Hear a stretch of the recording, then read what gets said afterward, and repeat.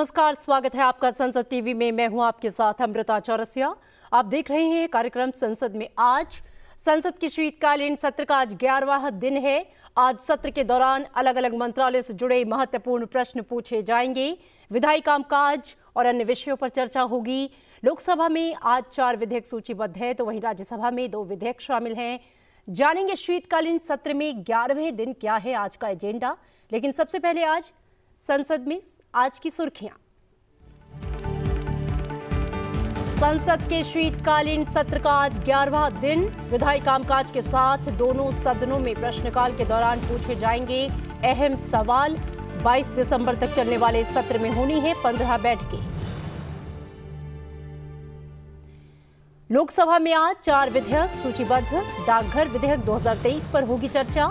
3 नए आपराधिक विधेयकों को पारित किए जाने के लिए लोकसभा में होगा विचार। राज्यसभा में विचार और पारित करने के लिए 2 विधेयक सूचीबद्ध हैं। जम्मू और कश्मीर पुनर्गठन दूसरा संशोधन विधेयक 2023 और केंद्र शासित प्रदेश सरकार संशोधन विधेयक 2023 विचार और पारित किए जाने के लिए उच्च सदन में रखे जाएंगे। और आइए अब जान लेते हैं कि लोकसभा में आज सत्र के 11वें दिन यानी कि प्रश्नकाल के दौरान कौन कौन से महत्वपूर्ण प्रश्न पूछे जाने हैं। महाराष्ट्र के पालघर से शिवसेना के सांसद राजेंद्र धेरड्या गावित संस्कृति मंत्री से सांस्कृतिक आदान प्रदान कार्यक्रम से जुड़ा सवाल करेंगे। वो पूछेंगे कि क्या भारत अन्य देशों के साथ सांस्कृतिक आदान प्रदान कार्यक्रम चला रहा है, यदि हां तो उसका ब्यौरा क्या है, और सांस्कृतिक आदान प्रदान के क्षेत्र में अन्य देशों के साथ की गई भागीदारी और सहयोग का ब्यौरा क्या है। इसके अलावा पश्चिम बंगाल के जलपाईगुड़ी से भारतीय जनता पार्टी के सांसद डॉक्टर जयंत कुमार राय शिक्षा मंत्री से केंद्रीय विद्यालय संगठन में सीधी भर्ती से जुड़ा सवाल करेंगे। वो पूछेंगे कि क्या केंद्रीय विद्यालय संगठन ने सीधी भर्ती पर बाहरी रोजगार हेतु कर्मचारियों के आवेदन को आगे बढ़ाने को सीमित करने का निर्देश जारी किया है, यदि हां तो उसका ब्यौरा क्या है। वो पूछेंगे कि क्या विद्यालय क्षेत्रीय और मुख्यालय स्तर पर ऐसे आवेदनों पर कार्रवाई करने में जानबूझकर विलंब किए जाने का अगर संबंध है, तो कर्मचारी शिक्षक संघों से शिकायत प्राप्त हो रही है, जिसके कारण अंतिम तिथि से पहले आवेदन प्रस्तुत नहीं हो पा रहा, जिससे कर्मचारियों के भावी करियर की भावनाओं पर प्रतिकूल प्रभाव पड़ता है। केरल के चलाकुडी से भारतीय राष्ट्रीय कांग्रेस के सांसद बेन्नी बेहनन शिक्षा मंत्री से दिव्यांगजन अनुकूल शैक्षणिक संस्थान से जुड़ा सवाल करेंगे। वो पूछेंगे कि क्या सरकार को इस बात की जानकारी है कि सुगम्य भारत अभियान के बाद भी बहुत कम शैक्षणिक संस्थाएं दिव्यांगजनों के अनुकूल हैं, यदि हां तो उसका ब्यौरा क्या है। वो पूछेंगे कि देश भर में दिव्यांग विद्यार्थियों द्वारा पढ़ाई बीच में ही छोड़ दिए जाने की दर का ब्यौरा क्या है, और सरकार द्वारा दिव्यांग विद्यार्थियों द्वारा पढ़ाई बीच में छोड़े जाने की उच्च दर की समस्या से निपटने के लिए अब तक क्या कदम उठाए गए। ओडिशा से भारतीय जनता पार्टी की सांसद संगीता कुमारी सिंह देव शिक्षा मंत्री से केंद्रीय विद्यालय संगठन स्थानांतरण नीति 2023 से जुड़ा सवाल करेंगी। वो पूछेंगी कि क्या स्थानांतरण नीति 2023 के अंतर्गत केंद्रीय विद्यालय संगठन के हजारों सरकारी कर्मचारियों के पति पत्नी को स्थानांतरित किया गया है, यदि हां तो स्थानांतरित किए गए पति पत्नी की संख्या कितनी है। वो पूछेंगे कि क्या केंद्रीय विद्यालय संगठन स्थानांतरण नीति 2023 में संशोधन किया गया है या ये अभी संशोधन हेतु लंबित है। चेन्नई उत्तर तमिलनाडु से द्रविड़ मुन्नेत्र कशगम के सांसद वी कलानिधि शिक्षा मंत्री से 10वीं कक्षा में पढ़ाई बीच में छोड़ दिए जाने से जुड़ा महत्वपूर्ण सवाल करेंगी। वो पूछेंगी कि क्या सरकार को शिक्षा मंत्रालय द्वारा हाल में किए गए इस विश्लेषण की जानकारी है कि लगभग 3.5 मिलियन विद्यार्थी 10वीं कक्षा में अपनी पढ़ाई छोड़ देते हैं। वो पूछेंगे कि सरकार द्वारा नई शिक्षा नीति के अंतर्गत किए गए उपायों के बावजूद विद्यार्थियों द्वारा शिक्षा जारी न रख पाने के कारण क्या है, और इसके लिए अब तक क्या कदम उठाए गए। रतलाम मध्य प्रदेश से भारतीय जनता पार्टी के सांसद गुमान सिंह दामोर शिक्षा मंत्री से नई शिक्षा नीति के तहत मानसिक विकारों से ग्रस्त बच्चों की शिक्षा से जुड़ा सवाल करेंगे। वो पूछेंगे कि नई शिक्षा नीति के तहत मानसिक विकारों से पीड़ित विशेष बच्चों के लिए क्या प्रावधान है और क्या ऐसे बच्चों को पढ़ाने के लिए नियुक्त शिक्षकों को विशेष प्रशिक्षण दिया जा रहा है, यदि हाँ तो उसका ब्यौरा क्या है। वो पूछेंगे कि क्या सरकार का ऐसे बच्चों को रोजगारोन्मुखी शिक्षा प्रदान करने का विचार है, यदि हाँ तो उसका ब्यौरा क्या है और सरकार क्या इस पर विचार कर रही है। कांचीपुरम तमिलनाडु से द्रविड़ मुन्नेट कशगम के सांसद गणेशन सेल्वम शिक्षा मंत्री से तमिलनाडु में मध्याह्न भोजन योजना से संबंधित सवाल करेंगे। वो पूछेंगे कि विगत 3 वर्षों के दौरान तमिलनाडु राज्य द्वारा मध्याह्न भोजन योजना के लिए केंद्र सरकार द्वारा आवंटित निधियों के उपयोग का वर्तमान वर्ष सहित ब्यौरा क्या है। वो पूछेंगे कि क्या मध्याह्न भोजन योजना के अंतर्गत गुणवत्तापूर्ण भोजन परोसा जा रहा है, यदि हाँ तो उसका ब्यौरा क्या है। फतेहगढ़ साहिब पंजाब से भारतीय राष्ट्रीय कांग्रेस के सांसद डॉक्टर अमर सिंह पर्यावरण वन और जलवायु मंत्री से बाघों द्वारा किए जाने वाले हमले से जुड़ा सवाल करेंगे। वो पूछेंगे कि विगत 5 वर्षों के दौरान आदमखोर बाघों द्वारा किए गए हमलों का ब्यौरा क्या है और पर्यटकों, कर्मचारियों और कामगारों की सुरक्षा के लिए सरकार द्वारा जो कदम उठाए गए हैं उनका ब्यौरा क्या है। इसके साथ ही वो पूछेंगे कि ऐसे हमलों के कारण मारे गए पीड़ितों के परिवारों के लिए मुआवजे की कितनी राशि दी गई और इस खतरे के बावजूद पर्यटन को प्रोत्साहित करने और पर्यटकों की संख्या बढ़ाने के लिए सरकार द्वारा क्या कदम उठाए गए। अनंतनाग जम्मू और कश्मीर से जम्मू कश्मीर नेशनल कॉन्फ्रेंस के सांसद हसनैन मसूदी पर्यावरण वन और जलवायु परिवर्तन मंत्री से सीमेंट कारखानों द्वारा धूल प्रदूषण से जुड़ा सवाल करेंगे।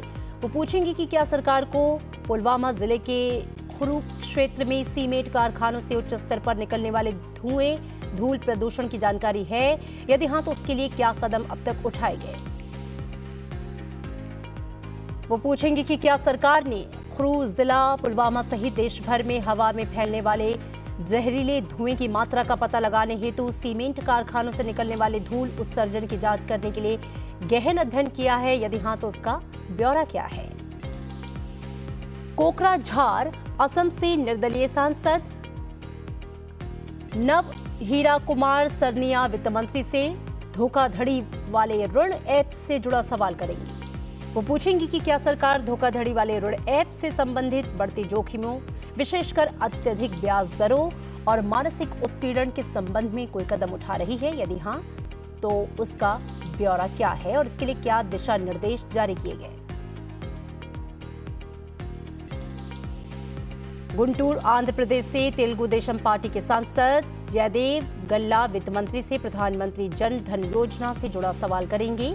वो पूछेंगे कि प्रधानमंत्री जन धन योजना के तहत लाभार्थियों की कुल संख्या का राज्य और वर्षवार ब्यौरा क्या है। प्रधानमंत्री धन जन योजना के लिए वर्षवार कितना बजटीय आवंटन किया गया।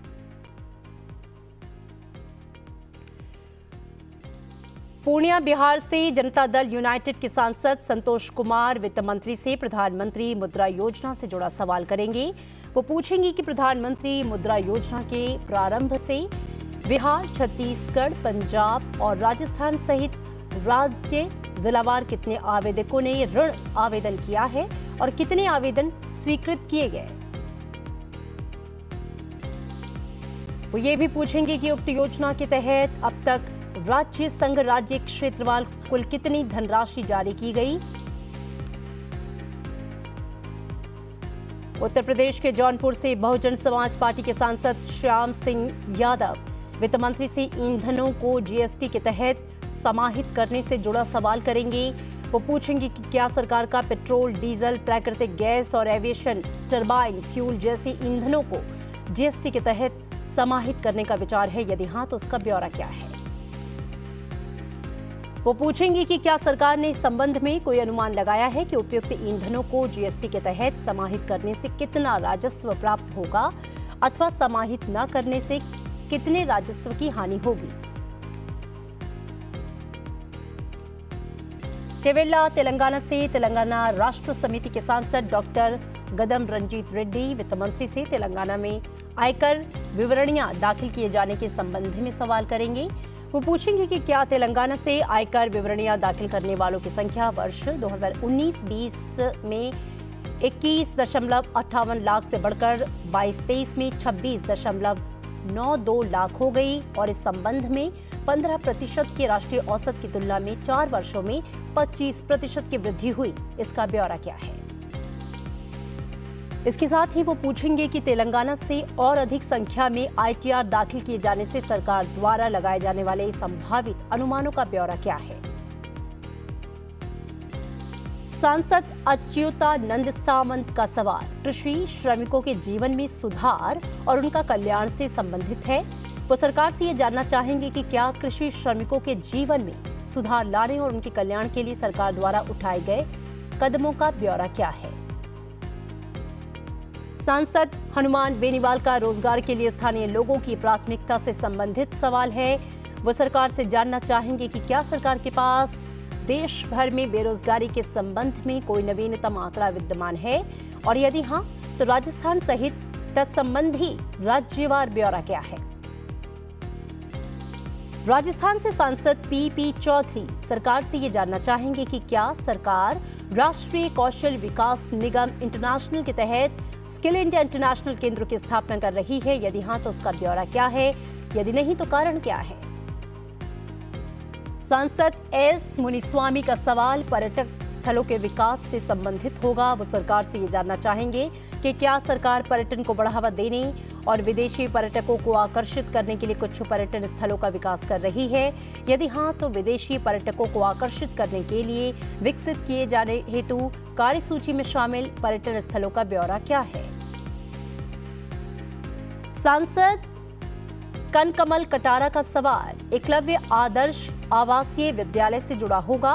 वो सरकार से ये जानना चाहेंगे कि क्या सरकार का एकलव्य आदर्श आवासीय विद्यालयों के लिए न्यूनतम 15 एकड़ भूमि की आवश्यकता संबंधी मानदंड में संशोधन करने का विचार है।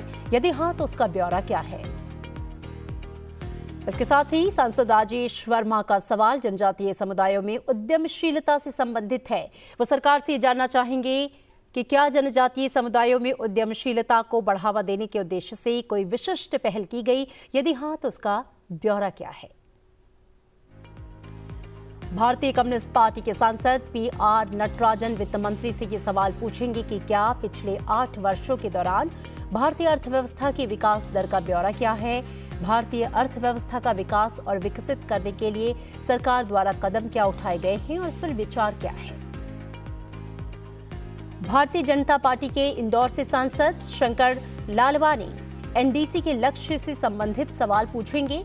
वो सरकार से ये जानना चाहेंगे कि क्या भारत ने तय समय से काफी पहले पेरिस समझौते के तहत राष्ट्रीय स्तर पर निर्धारित योगदान लक्ष्य हासिल किया है। यदि हां तो उसका ब्यौरा क्या है।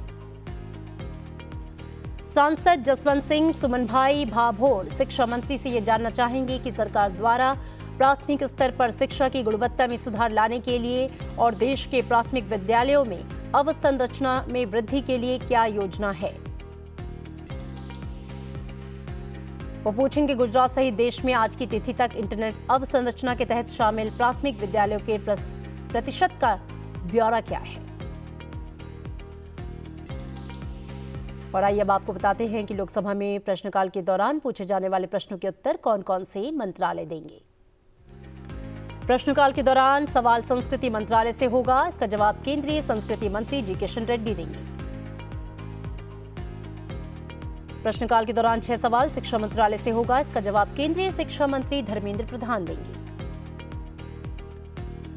पर्यावरण वन और जलवायु परिवर्तन मंत्रालय से सवाल होगा। इसका जवाब केंद्रीय पर्यावरण वन और जलवायु परिवर्तन मंत्री भूपेंद्र यादव देंगे। 5 सवाल वित्त मंत्रालय से होंगे। इसका जवाब केंद्रीय वित्त मंत्री निर्मला सीतारमण देंगे। रोजगार मंत्रालय से 2 सवाल होंगे, जिसका जवाब केंद्रीय श्रम और रोजगार मंत्री भूपेंद्र यादव देंगे। कौशल विकास और उद्यमशीलता से सवाल पूछे जाएंगे, जिसका जवाब केंद्रीय कौशल विकास और उद्यमशीलता मंत्री धर्मेंद्र प्रधान देंगे। साथ ही पर्यटन मंत्रालय से 2 सवाल होंगे, जिसका जवाब केंद्रीय पर्यटन मंत्री जी किशन रेड्डी देंगे। जनजातीय कार्य मंत्रालय से सवाल पूछे जाएंगे, जिसका उत्तर केंद्रीय जनजातीय कार्य मंत्री अर्जुन मुंडा देंगे। संसद के शीतकालीन सत्र के 11वें दिन लोकसभा में लिए जाने वाले विधेयकों की सूची पर आइए एक नजर डाल लेते हैं। लोकसभा में संचार मंत्री अश्विनी वैष्णव प्रस्ताव करेंगे कि 13 नवंबर को पेश किए गए डाकघर विधेयक 2023 को आज लोकसभा से पारित किया जाए। विधेयक पर आज भी लोकसभा में चर्चा जारी रहेगी, जिसके बाद विधेयक को पारित किया जाएगा। 125 साल पुराने भारतीय डाकघर अधिनियम को निरस्त करने और देश में डाकघरों से संबंधित कानून को समेकित और संशोधित करने का प्रयास ये करता है। विधेयक राज्यसभा से पारित किया जा चुका है, जिसे संशोधन के साथ विचार और पारित करने के लिए लोकसभा में लाया गया। भारतीय डाकघर अधिनियम 1898 भारत में डाकघर के कामकाज को नियंत्रित करने की दृष्टि से 1898 में अधिनियमित किया गया था। बिल के ऑब्जेक्ट्स और रीजंस की बात करें तो डाकघर विधेयक 2023 का उद्देश्य भारतीय डाकघर अधिनियम 1898 को निरस्त करना, भारत में डाकघर से संबंधित कानून को समेकित और संशोधित करना है। विधेयक में यह प्रावधान किया गया है कि निर्धारित नियमों के अनुसार डाकघर ऐसी सेवाएं प्रदान करेगा जो केंद्र सरकार दे सकती है। डाकघर को डाक टिकट जारी करने का विशेषाधिकार होगा, साथ ही केंद्र सरकार के पास व्यवस्थाओं को प्रभावी करने की शक्ति होगी। इसके साथ ही लोकसभा में आज 3 नए आपराधिक विधेयकों को विचार और पारित करने के लिए लिया जाएगा। गृह मंत्री अमित शाह प्रस्ताव करेंगे भारतीय न्याय दूसरी संहिता 2023 को पारित किया जाए। विधेयक में अपराधों से संबंधित उपबंधों का समेकन और संशोधन करने के लिए विधेयक पर विचार किया जाएगा। लोकसभा में गृह मंत्री अमित शाह प्रस्ताव करेंगे कि भारतीय नागरिक सुरक्षा दूसरी संहिता 2023 को पारित किया जाए। विधेयक में दंड प्रक्रिया संबंधी विधि का समेकन और संशोधन किया जाएगा, इस पर विचार किया जाएगा।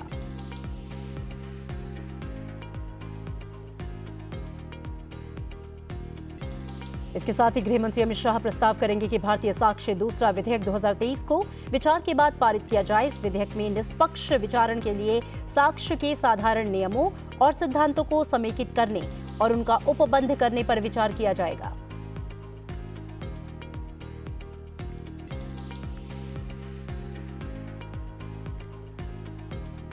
और शीतकालीन सत्र के 11वें दिन यानी कि आज राज्यसभा के दौरान अलग अलग मंत्रालयों से जुड़े 15 प्रश्न पूछे जाएंगे। आइए डालते हैं एक नजर। राज्यसभा में प्रश्नकाल के दौरान सांसद सतीश चंद्र दुबे नए खनिज भंडारों की खोज से जुड़ा सवाल करेंगे। वो पूछेंगे कि क्या खान मंत्री ये बताने की कृपा करेंगे कि पिछले 3 वर्षों में पाए गए नए खनिज भंडार यदि हैं तो उसका विवरण क्या है, देश में खनिज अन्वेषण के अवसरों के लिए सरकार किस प्रकार की चुनौतियों का सामना कर रही है और उससे निपटने के लिए सरकार की योजना क्या है।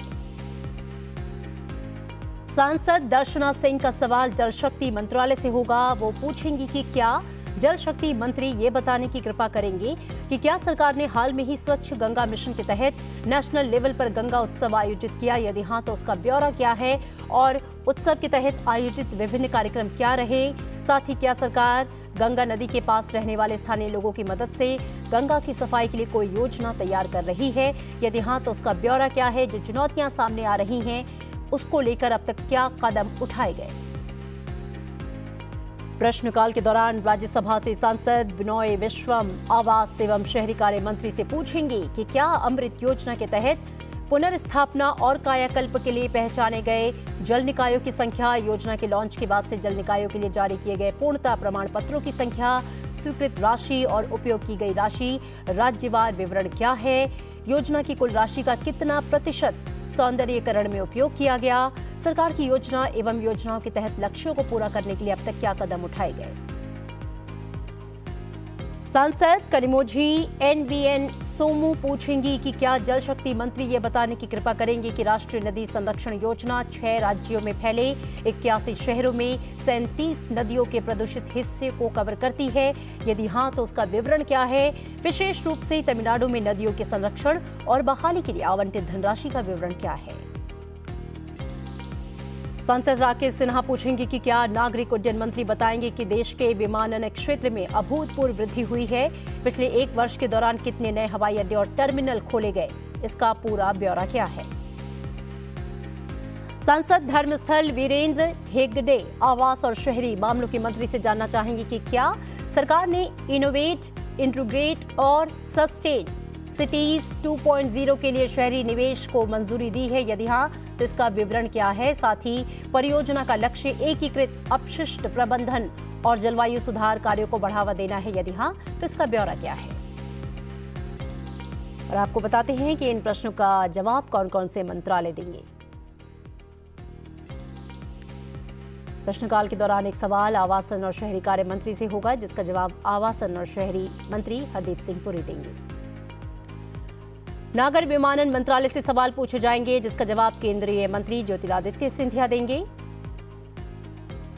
जल शक्ति मंत्रालय से सवाल होगा, जिसका जवाब केंद्रीय जल शक्ति मंत्री गजेंद्र सिंह शेखावत देंगे। और शीतकालीन सत्र का आज 11वां दिन है। राज्यसभा में आज पेश होने वाले विधेयकों की बात करें तो the Jammu and Kashmir reorganisation second amendment bill, the government of union territories amendment bill 2023 विचार और पारित करने के लिए पेश किया जाएगा। राज्यसभा में आज पहला bill the Jammu and Kashmir reorganisation second amendment bill 2023 Jammu और कश्मीर पुनर्गठन दूसरा संशोधन विधेयक विचार और पारित करने के लिए पेश किया जाएगा। विधेयक को गृह मंत्री अमित शाह पेश करेंगे। विधेयक लोकसभा से पारित हो चुका है।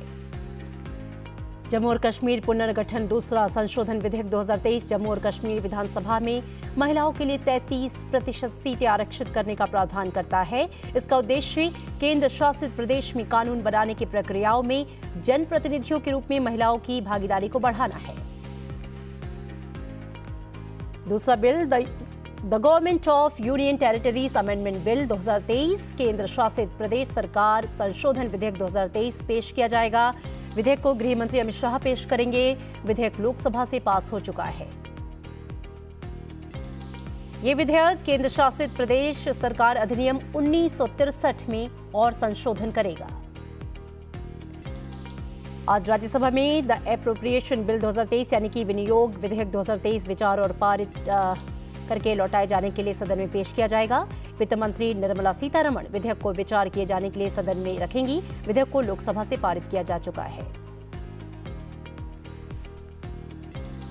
और कार्यक्रम संसद में आज में इतना ही। इसके साथ ही देखिए संसद में पूछे जाने वाले महत्वपूर्ण प्रश्नों से जुड़ा हमारा विशेष कार्यक्रम प्रश्नकाल सोमवार से शुक्रवार रात 9 बजे हिंदी में, 9:30 बजे अंग्रेजी में, सिर्फ संसद टीवी पर। और इसी के साथ फिलहाल हम यहाँ पे आपसे विदा लेंगे, लेकिन कुछ ही देर बाद संसद की कार्यवाही शुरू होगी। आप देखते रहिए संसद टीवी। नमस्कार।